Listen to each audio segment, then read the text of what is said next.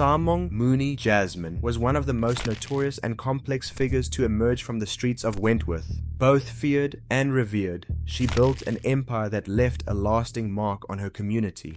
As the mastermind behind one of Durban's most formidable drug operations, she straddled the line between savior and destroyer, offering protection to some while fueling destruction for others. Her name became synonymous with power, violence, and survival in a place where hope was never enough. The barracks of Wentworth, with their peeling paint and weathered steps, have silently witnessed countless stories of survival. These aged buildings, unremarkable to outsiders, served as the backdrop for Jasmine's rise. It was here that she took her first steps toward building what would become one of Durban's most feared drug operations, embedding herself deep within the city's criminal underworld. Like many people who eventually went to the dark side, Jasmine did not start her life wanting to be a drug boss. Like many in Wentworth, she grew up watching her community struggle against poverty and neglect. She got introduced into the drug trade through love.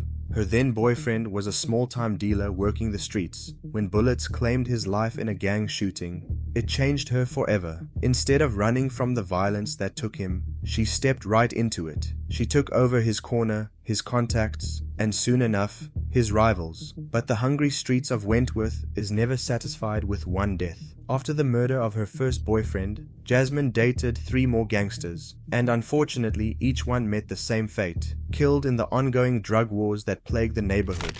People started calling her the Black Widow. Of course not to her face. Who dares? Did these deaths weaken her? Absolutely not. They made her harder, more determined to build something that couldn't be taken away. By 2017, she had formed the cartel. This was her vision of control. A police officer who tracked Wentworth's gangs once stated that, unlike many gangsters and the boyfriends she had, Mooney didn't just want to sell drugs, she also wanted to become a wholesaler. She studied the drug trade like a business, learned its rules so she could break them. The heroin trade in Durban had changed. Gone were the days of plastic straws and wrapped chalk sticks. The new game was caps on the street. These little capsules changed everything. 1 kilogram of heroin could fill 25,000 caps, each selling for 15 rand. That's less than the price of bread at the store. But these small amounts add up. A single kilogram could bring in 375,000 rand on these streets. She invested in expensive filling machines from China and India. Each machine cost around 250,000 rand, but could produce 25,000 capsules every hour. The math was simple.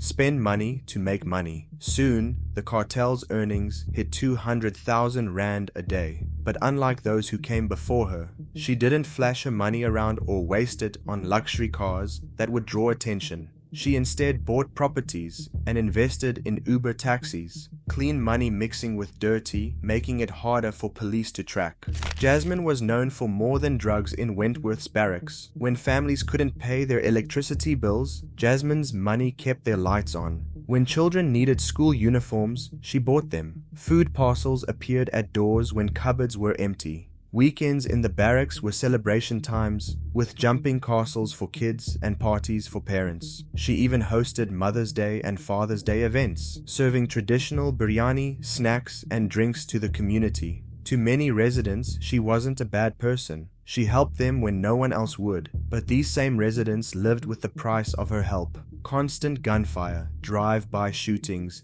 and the fear that came with them. Children couldn't play outside freely anymore. After dark, streets emptied as families huddled inside, hoping stray bullets wouldn't find their homes. The success of her cartel made her new enemies. Taxi bosses from Umlazi, who ran their own drug operations, saw her as a threat. Other Wentworth gangs hated her control. In 2019, things got worse after a drug deal with Umlazi dealers went wrong. The cartel killed one of their main men and left his body in a field. The Umlazi gang answered with AK-47s, spraying the barracks with bullets, trying to kill Jasmine and her crew. She survived, but the attack showed how thin the line between life and death was. Inside her own organization, trust began to crack. In 2020, police arrested her and several cartel members. She got bail while others stayed locked up. Then the whispers started. Was she working with police? Why was she the only one out? The same people who once protected her now wondered if she'd sell them out to save herself. When her gang members realized they weren't getting bail like she did, they started an uprising behind bars. Outside, in Umlazi, drug dealers put a price on her head. Jasmine knew she was marked. She stopped driving her own car, asked others to book her Ubers, changed her routines. But in a small place like Wentworth, there's only so many places to hide. October 30th, 2020. Jasmine asked a family member to book her an Uber. The car pulled up on Marine Drive, and she walked toward it, dressed sharp as always. Maybe she noticed the car driving slowly past, or maybe she was too busy showing the driver her phone to confirm the ride. The passenger door flew open, and 6 shots rang out in quick succession.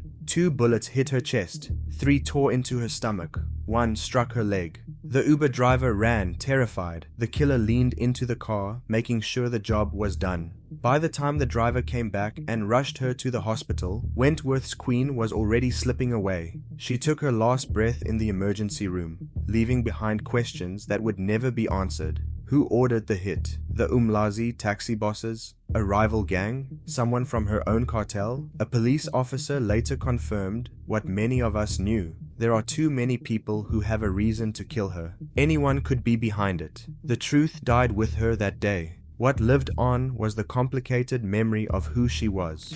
A woman who fed hungry children with money made from selling drugs that destroyed other families. A woman who protected some while bringing violence that endangered everyone. A woman who rose from nothing to rule everything, only to fall like those before her. At her funeral, Wentworth showed up in force. Some came to mourn a protector, others to make sure their enemy was really gone. The place she lived was divided in her dealt, but they came together to bury her, each person carrying their own version of who Samong, Mooney, Jasmine really was. Today, the barracks still stand, bullets still fly, new dealers work the corners where she once stood. But ask anyone in Wentworth about Mooney and they'll tell you, there won't be another like her. Not because she was better or worse than those who came before or after, but because she showed both the best and worst of what we all could be. In the years since her death, Wentworth hasn't found peace. New gangs fight over the territory she left behind. New leaders try to copy her methods, the violence and the charity both, but none have managed to become what she was. Perhaps because times have changed, or perhaps because she wasn't just about the drugs and money.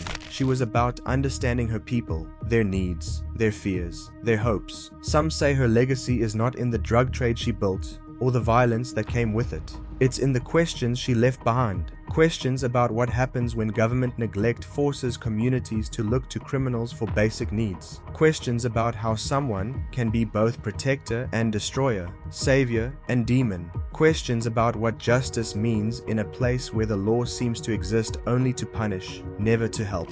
Please hit that subscribe button and join our community. We're dedicated to bringing you more true crime stories from the streets. Don't forget to hit the notification bell to stay updated on our latest documentaries about true crime in South Africa.